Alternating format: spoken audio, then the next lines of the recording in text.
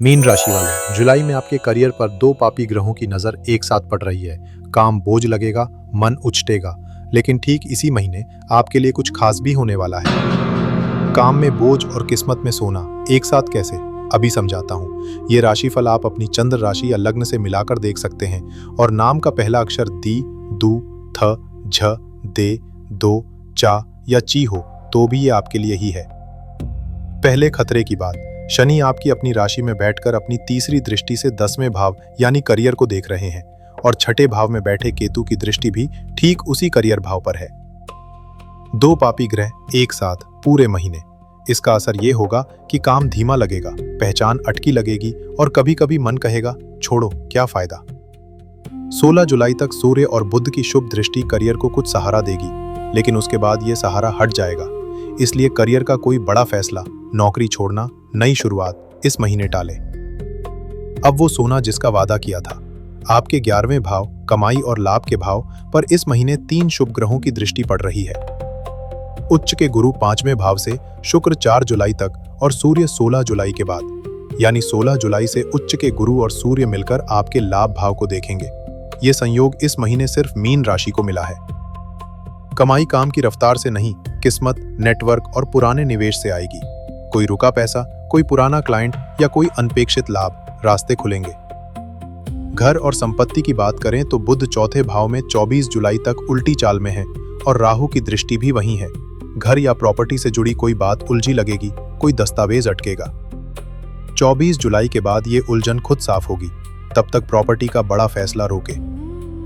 रिश्तों और संतान के मामले में उच्च के गुरु 5वें भाव में बैठे हैं। प्रेम, संतान, पढ़ाई और निवेश चारों को आशीर्वाद है और 16 जुलाई से यहाँ सूर्य गुरु योग बनेगा। विद्यार्थियों और प्रेम करने वालों के लिए महीने का दूसरा हिस्सा शानदार है। सेहत में थोड़ी सावधानी, केतु छठे भाव में है और 4 जुलाई से शुक्र भी वहीं आ जाते हैं। पेट, त्वचा या कोई पुरानी तकलीफ सिर उठा सकती है और शनि लग्न में होने से थकान ज्यादा महसूस होगी। गुरु की दृष्टि आप पर है, इसलिए बड़ी चिंता नहीं, बस नींद और खान पान का ध्यान रखें। अब आपके लिए खास, नौकरी बदलने की सोच रहे हैं तो अगले महीने तक रुके। पैसा मांगना है, निवेश की बात करनी है या सैलरी बढ़ानी है, 16 जुलाई के बाद करें।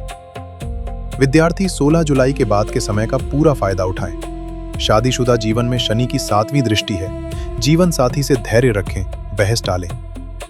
शुभ दिनों की बात करें तो महीने की शुरुआत, बीच का हिस्सा और आखिरी हफ्ता, ज्यादातर दिन आपके पक्ष में है। सिर्फ कुछ दिन संभल कर चले, पूरी लिस्ट स्क्रीन पर है। और एक बात जो सिर्फ मकर और मीन को मिली है, गृह प्रवेश के दोनों मुहूर्त 1 जुलाई और 6 जुलाई आपके लिए पूर्ण शुभ है।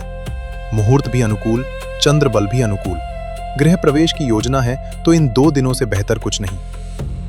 अब उपाय, और ये गणना पर आधारित है। केतु छठे भाव में और राहु 12वें भाव में, इन्हीं को शांत करना है। पारंपरिक उपाय, हर बुधवार गणेश जी की पूजा करें और गाय को हरा चारा खिलाएं, केतु शांत होंगे। क्रिस्टल उपाय, तकिए के पास एमेथिस्ट रखें। राहु 12वें भाव में नींद बिगाड़ता है, एमेथिस्ट मन और नींद दोनों को शांत करता है। रंग उपाय, सफेद और हल्का पीला रंग इस महीने शुभ है, गहरे काले नीले से बचें। लाल किताब उपाय, शनिवार को जौ के दाने बहते पानी में प्रवाहित करें, 12वें भाव के राहु का सबसे सरल उपाय। आयुर्वेदिक उपाय, रात को गर्म दूध में चुटकी भर जायफल मिलाकर पिएं, नींद गहरी होगी और थकान कम। जुलाई की सीख यही है, जब काम बोझ लगे तो याद रखिए कि किस्मत आपके पक्ष में काम कर रही है। मेहनत जारी रखिए, नतीजों की चिंता किस्मत पर छोड़िए। कमेंट में लिखें, काम में धैर्य, किस्मत पर भरोसा। वीडियो को लाइक करें, चैनल को सब्सक्राइब करें। जय विष्णु जी।